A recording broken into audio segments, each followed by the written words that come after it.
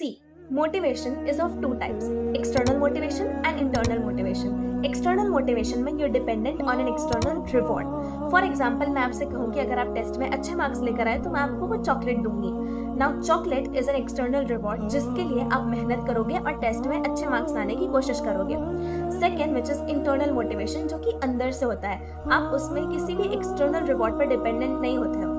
आप टेस्ट में अच्छे मार्क्स लाओगे क्योंकि आपको लाने हैं. आप किसी चॉकलेट के लिए, किसी रिवॉर्ड के लिए मेहनत नहीं करोगे. Now external motivation is very useful in driving behaviours. बच्चों में भी एंड बड़ों में भी एक्सटर्नल मोटिवेशन के थ्रू एक्सटर्नल रिवॉर्ड सेट करके काम कराना is kind of very useful and efficient as well. But there are two main problems with external motivation. First, the reward over time loses its value. कि अगर late से आपने test के लिए पढ़ना शुरू किया है, आपको पता चला कि वो तो बहुत ज़्यादा मुश्किल है, आपसे नहीं हो रहा है, तो आपको थोड़े टाइम बाद ऐसा लगने लग जाएगा कि चॉकलेट उतनी भी कोई बड़ी चीज़ नहीं है एंड आप खुद से भी चॉकलेट खरीद सकते हो.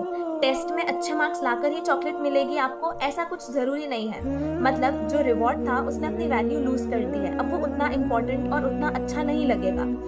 सेकेंड, कि आपका बिहेवियर और आपकी मेहनत तब तक ही रहेगी जब तक आपको वो चॉकलेट नहीं मिल जाती है. आपने टेस्ट में अच्छे मार्क्स लाए, मैंने आपको वो चॉकलेट दे दी, आपकी मेहनत, आपका पढ़ाई करना सब बंद हो जाएगा उसके बाद. Now listening to all of this you would think कि फिर इंटरनल मोटिवेशन ही बढ़िया है. बट इंटरनल मोटिवेशन भी उतना स्टेबल नहीं रहता है. सी, मोटिवेशन हमारी बहुत सारी चीज़ों पर डिपेंडेंट होता है, जैसे कि environment, stress levels, our mood, और ये सारी चीज़ें कभी भी स्टेबल नहीं रहती है, जिसकी वजह से मोटिवेशन भी रोज रोज सेम नहीं होता है. कभी ज़्यादा, कभी कम, कभी बिल्कुल ही नहीं. हम किसी भी चीज़ के लिए जब प्लानिंग करते हैं तब मोटिवेशन बहुत ज़्यादा होता है, पर जब एक्शन करने की बारी आती है तब मोटिवेशन बिल्कुल ही नहीं रहता है. लेट्स से आप आज रेजोल्यूशन लेते हो कि आप आज से रोज 10,000 स्टेप्स चलोगे. आप 2-3 दिन 10,000 स्टेप्स चलते भी हो. चौथे दिन आप सिर्फ 5,000 स्टेप्स चल रहे हो. छठे सातवें दिन तक तो आप सिर्फ 3,000 स्टेप पर आ गए और 10 दिन बाद शायद आप वो बात पूरी तरह से भूल भी गए. मतलब मोटिवेशन रोज सेम नहीं रहता है. देन हम एज मुस्लिम्स हमारी नमाज पढ़ना, उसको मोटिवेशन पर कैसे डिपेंडेंट रख सकते हैं, जो मोटिवेशन खुद ही स्टेबल नहीं है. हमारा एक्शन जो कि है नमाज पढ़ना, वो मोटिवेशन पर डिपेंडेंट है.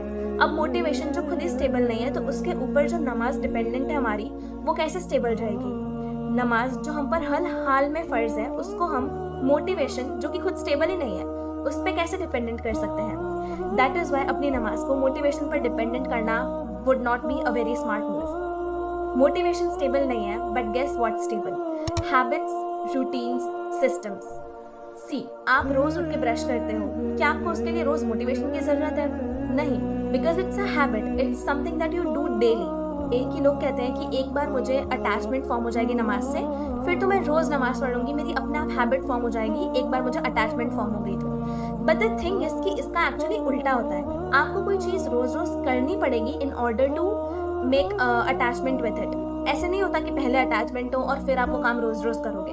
आप वो काम रोज रोज करोगे तभी तो आपको उससे अटैचमेंट डेवलप होगा, तभी तो आपको उसकी एब्सेंस में अजीब लगेगा क्योंकि आप वो काम रोज करते हो. Another thing that you can do is start taking अजान एज अ ट्रिगर. जैसे ही अजान होती है तुरंत नमाज पढ़ लो. जितना टाइम आप खुद को सोचने में, खुद को नेगोशिएट करने के लिए दोगे ना, उतना ज़्यादा ही आपके नमाज को डिले करने के या मिस करने के चांसेस बढ़ जाते हैं. Third, a very important point I want to make is कि make it a part of your identity. See, एक मदर को रोज रोज अपने बच्चों का ख्याल रखने के लिए मोटिवेशन नहीं होता है, वो भी थक जाता है. एक डॉक्टर को रोज रोज अपने पेशेंट्स को देखने के लिए मोटिवेशन नहीं होता है, but they still do it anyways. Why? Because it is a part of who they are. It is a part of their identity. A mother is supposed to take care of her children. A doctor is supposed to treat their patients.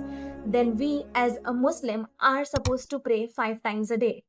नमाज ही वो चीज़ है जो हमें और एक non believer में differentiate करती है. देन हमें किसी मोटिवेशन की, किसी एक्सटर्नल चीज़ की, किसी भी चीज़ की ज़रूरत ही क्यों हो? I am a Muslim and that is why I need to pray. Make it a part of your identity, and this way it would be very easy for you to pray namaz, inshallah. I hope this video might help you, and Allah Taala हमें कहने सुनने से ज़्यादा अमल करने की तौफीक अता फरमाए. I'll see you in the next one. Assalamu alaikum.